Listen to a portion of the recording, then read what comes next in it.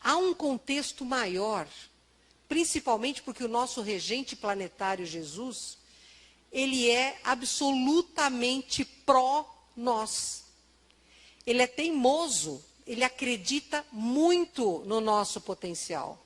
Como ele dizia para os apóstolos, eu não os amo pelo que vocês são hoje, mas pelo que eu sei que vocês serão no futuro. E é assim que Jesus nos ama. Vocês têm um potencial fantástico. Na hora que vocês deixarem de ter medo de si próprios, vocês farão da terra um reino de luz. A pergunta número 3 do Livro dos Espíritos, Kardec pergunta assim para a egrégora, Espírito da Verdade: Deus é infinito? E a resposta é maravilhosa: como é pobre a linguagem humana. Ué, como assim? Você não é humano? Como é pobre a linguagem humana. Na linguagem humana não há possibilidade de se definir Deus. Entendem isso? Algum de nós, por acaso, será humano primário evolutivo da Terra? Ou será que somos todos nós, como o Espírito da Verdade diz para Kardec, viajantes desta galáxia, deste universo, num sistema contínuo de evolução e aprendizado? Nós não existimos para qualquer outra coisa que não seja sermos úteis a nosso Pai Celestial, para apoiarmos uns aos outros nesta tarefa dificílima de transformarmos um planeta de expiação e provas, de injustiças em todos os níveis, num planeta onde a fraternidade seja o meio de vida e de comunicação entre todos. A fonte criadora é a força de amor pleno e perfeito que existe em cada subpartícula atômica de todos os átomos que existem. Ponto. A fonte criadora presente nos átomos do Sol é a fonte criadora presente nos átomos do vírus. A diferença entre a vida que o Sol traz e a doença que o vírus dá é a quantidade e a presença desta fonte criadora. Nós somos reflexos individualizados da fonte criadora. Portanto, somos todos apenas um. Lei da fraternidade.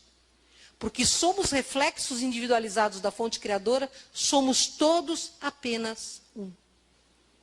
Não foi exatamente isso que Jesus ensinou? Não é esta a essência maior de aprendermos? E enquanto nós formos tão apavorados para não enxergar a própria sombra como nós somos, nós não estaremos desarmados para aceitar o outro, que é o reflexo da mesma fonte criadora que eu sou. Quando você olha para uma pessoa, você não pode ver um desconhecido. Você tem que ver o contínuo. Nós somos a mesma frequência vibratória, unidos numa humanidade por afinidade plena. O nosso problema é que nós somos super reativos. Se eu tenho uma resposta rápida, é o inconsciente, concordam? Reflexo condicionado. Se a gente fala aqui no Brasil, bateu, a resposta é levou. E é exatamente este o problema, porque o nosso sistema límbico tem de 100 a 500 milésimos de segundo para dar uma resposta. E o frontal, que é a ética e a estratégia, não tem tempo para frear essa resposta. Bateu, ele fala, não, a mão já foi. Nossa, acho que eu estou obsediado, viu? Porque a melhor coisa que a gente encontrou na vida, nós espíritas, é o obsessor, né?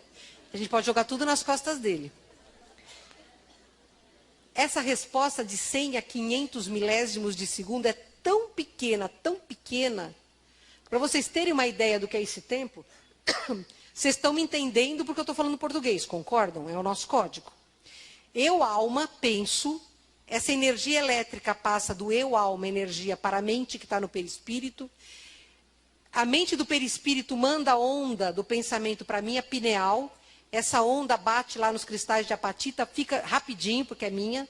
Fica num tamanho de onda que o meu cérebro lê. As redes neuronais chegam aqui para um computador linguístico chamado núcleo de Wernicke. O núcleo de Wernicke computa, vai para o frontal, volta, molda no sistema motor, a fala totalmente é falada, a palavra sai, se espalha pelo ar, pelos móveis, pela roupa, pela cadeira, entra no seu pavilhão auricular, percorre um canalzinho curto chamado conduto auditivo externo, chacoalha uma cortininha, que é o tímpano, que puxa um martelinho, que é um ossinho que bate num outro ossinho chamado bigorna, que faz chacoalhar um outro ossinho, que é o estribo, num líquido chamado endolinfa. Essa onda agora mecânica entra por um conduto todo encaracolado chamado labirinto, onde existem cílios, que é o nervo auditivo. Esses cílios se movimentam, a onda que era mecânica vira elétrica, vai para o lobo occipital, passa para o computador do núcleo de Wernicke, chega no seu frontal, você entende o que eu estou falando. São bilionésimos de segundo para eu falar o que eu quero e milésimos de segundo para vocês me entenderem. Esse é o tempo que a gente tem para dar uma resposta. Entenderam? Então é natural que é muito mais provável que a gente faça um reflexo condicionado. E a gente se posicione frente à vida como a gente vem se posicionando frente à vida há encarnações. Quando você tem uma luz e você fala, não posso mais reagir desse jeito, porque olha o tumulto que eu gero, você passa a trabalhar conscientemente naquilo e quando você consegue, você dá um salto quântico e você adquire luz. Luz que é feita na emissão de fótons de cada átomo nosso e vai agregar no nosso campo quântico, nos dispondo como um ser um pouco mais maduro do que era antes dessa experiência. A cada instante, nós estamos eliminando fótons, estamos emitindo fótons. E, de repente, a gente aprende alguma coisa. Então, se forma um neutrino no nosso núcleo atômico, e esse neutrino corre multidimensionalmente, vai lá no nosso mental abstrato, e a gente ganha um pontinho a mais na escala evolutiva. Eu estou falando de átomos. Percebam como é importante a gente ir além da barreira tridimensional, porque tem muito mais que a tridimensionalidade nunca vai ver ou responder. E que a multidimensionalidade nos traz. E estão chegando aí as crianças cristais desde o ano 2000, que têm este tempo de resposta mais largo, porque aceitam a própria sombra, porque têm menos medo de que os outros vejam os seus erros, porque estão mais preparados para amar do que nós estamos. E eles estão chegando abundantemente a partir do ano 2000, para criar estas ilhas de nova terra. Para todos nós que temos muita dificuldade de aceitarmos a vida da Terra como ela é hoje, nós estamos taxando a humanidade pelo limiar inferior, como se todos fossem corruptos, violentos, como se todos menosprezassem a vida, e não é real. O bem hoje cresce em progressão geométrica. O mal decresce em progressão aritmética, mas decresce. Nós temos o Estatuto do Idoso, o Estatuto da Criança e do Adolescente, o Estatuto do Animal, o Estatuto da Natureza. Há 30 anos atrás isso era impossível. Hoje nós temos uma luta para que a mulher seja reconhecida igual ao homem. Em países aí do Oriente, a mulher é um objeto sexual. No Nordeste, ela é um objeto sexual. Percebam que o progresso está chegando, ainda que devagar. Vocês lembram do tsunami do Japão? Aquele terror que em 6 meses tinha um país reconstruído? Se fosse no Brasil, né? Pois é. Mas é a característica cultural da raça. Naquele tsunami do Japão, aconteceu um fato que me foi retratado por um amigo médico brasileiro que morava em Nagoya, que eu não vou me esquecer. Numa daquelas cidades que foi destruída pelo tsunami, e era uma cidade que tinha uma montanha, tinha pessoas que moravam na parte mais alta. Essas pessoas não foram afetadas em nada. Nem perderam água, nem luz, nada, nada, nada. Qual seria o normal, pessoal? Nós estamos numa região onde tudo foi devastado, fome, sede, desespero. Eu tenho tudo. Normal não é trancar as portas para não ser assaltado? Sabe o que essas famílias fizeram? Assim que a água baixou, desceram para distribuir comida, água, remédios, roupa e solidariedade. Solidariedade. Isso é uma bolha de nova terra. Bolhas de fraternidade, de compreensão, de sermos úteis ao planeta, de sermos úteis uns aos outros. Porque a Terra precisa de tudo.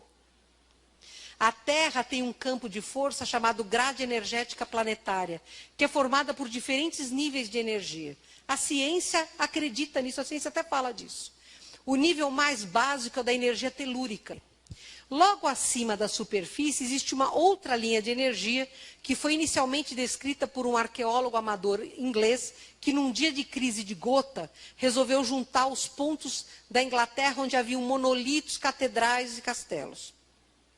E ele viu que esses pontos se encadenavam. Você colocava, nós sabemos que uma reta, entre dois pontos sempre existe uma reta, não é estatisticamente pequena a possibilidade de ter um terceiro ponto, mas acima de 4 pontos essa estatística é muito pequena. E ele conseguiu encadear 8 pontos. Aí ele ampliou, começou a estudar todo o Reino Unido e continuou vendo que tinham pontos ligando esses grandes lugares, principalmente os monumentos monolíticos. E em outro ponto, exatamente onde não havia o cruzamento dessas linhas, haviam guerras. Haviam batalhas. A terceira linha energética já fica na ionosfera, é a camada de ressonância de Schumann, que é uma cavidade, na verdade, ela não é uma camada, é uma cavidade, onde se formam os raios. A camada de ressonância de Schumann tem uma vibração e ela é chamada de marca-passo planetário. Essa vibração, ela aumenta lentamente, diminui, isso é normal, sempre aumentou e diminuiu. Nos últimos anos, ela vem apresentando uma lenta progressão para ficar mais rápida e ela mexe com as ondas cerebrais. E aí a gente percebe que as pessoas hoje estão mais malucas, né? Não estão mais maluquinhas, você olha na rua, todo mundo falando sozinho. Nós já deveríamos estar aproximando neste momento a nossa mente desta frequência de onda para estarmos mais abertos para a espiritualidade superior. Que é a onda que a gente tem quando a gente entra em transe mediúnico. Né? Só que a gente não está, a gente continua muito acelerado, porque está muito agressivo o mundo, a gente tem que se defender muito, então a gente fica muito alerta. Bom, para vocês terem uma ideia, todo este conjunto de energia está ligado a todos os seres vivos da Terra através de filamentos energéticos, da mesma forma como o perispírito, pelo fio de prata, se liga ao corpo físico. Quando esse fio de prata é desligado, a gente desencarna, não é assim? Pois é, então, nós estamos ligados ao corpo físico pelo fio de prata e outros milhares de fiozinhos, e estamos ligados ao planeta Terra por outros filamentos que os hindus chamam de fios de ouro. Por esses fios de ouro, eu passo para o planeta toda a minha energia, seja ela boa ou seja ela má. Quando eu bati meu dedo no pé da cama, eu entrei em fúria, eu mandei para a Terra um monte de tóxicos energéticos. A grade energética da Terra ligada a mim ficou muito doente. Mas quando eu estou me sentindo bem, estou em paz, eu estou mandando para a Terra um monte de energia positiva. Eu estou fazendo um curativo. Hoje, se nós pudéssemos ver a Terra de fora, como Sócrates viu, que falou para um discípulo dele, que olhando a Terra de fora era como se ela fosse uma bola de couro de gomos costurados, que é exatamente a grade energética, que Hermes Trismegistus descreveu milhares de anos antes de Jesus, Platão descreveu, e hoje a gente fala dela. Se nós pudéssemos olhar esta grade energética planetária de fora para dentro, nós veríamos em algumas regiões esta grade praticamente já destruída. Oriente Médio é uma das regiões. Nós somos um risco para a Terra. Cada um de nós é responsável por salvar este planeta que neste momento é nossa casa, mas não é apenas nossa. Irmãos minerais, vegetais, animais e hominais, aqui abrigam-se encarnados e desencarnados. Se eu sei que as minhas emoções, palavras, pensamentos e ações são energias que passam para a Terra como luz ou como escuridão, eu tenho a obrigação moral de buscar em mim um campo de harmonia para que eu possa ajudar o planeta a se curar da insanidade do homem. Nós não estamos aqui para fazer turismo. Nós estamos aqui porque talvez seja a derradeira oportunidade que todos nós temos de darmos o nosso salto quântico para merecermos viver num planeta de regeneração. Nós não estamos aqui para qualquer outra coisa que não seja evoluir. Não estamos aqui para sofrer. Estamos aqui para aprender. E nós somos sim capazes de fazer a cura do planeta Terra e criar a condição para que este planeta se torne um planeta de regeneração. Apoiando a sexta raça humana que está nascendo aí, essas crianças cristais extraordinárias que estão vindo para a Terra desde o ano 2000, com a missão de criar um campo de paz. Nós temos uma grande responsabilidade, porque nos é dado conhecimento. Nós, kardecistas, não podemos dizer que não sabemos. Nós sabemos. E se sabemos, não podemos nos omitir. Porque se nos omitirmos, seremos corresponsáveis. Nós precisamos, de forma rigorosa, abrir o nosso coração para acolher o outro. Talvez se tivéssemos que escolher um lema, seria o acolhimento. Acolhimento que vem de respeito, de compromisso, de ética e de bondade. Porque somos capazes. Nós pedimos para reencarnar neste momento de transição planetária, que é o momento mais importante que a Terra já teve em toda a sua existência, porque sabemos que podemos fazer a diferença, podemos ser a diferença, podemos, pelo exemplo, ensinar a diferença. Porque nós estamos preparados há 160 anos por Kardec para este momento. É este o concurso que se espera do novo povo da Terra. Que ame, que respeite, que perdoe, que compreenda. Precisamos nos compreender como seres vulneráveis e falíveis e que errarão muito ainda antes de só acertar. E se compreendermos isto, seremos capazes de nos perdoar. E quando nos perdoarmos, aí sim vamos nos amar. Se estamos nesta humanidade por pura afinidade e podemos nos compreender, temos que compreender o outro. Quando pudermos nos perdoar, podemos perdoar o outro e, sobretudo, pedir perdão. E quando formos capazes de nos amar, estaremos abertos para amar sem posse aos nossos irmãos, sejam eles minerais, vegetais, animais ou animais. Você gostou? Deixe seu like, inscreva-se no canal, acione o sininho.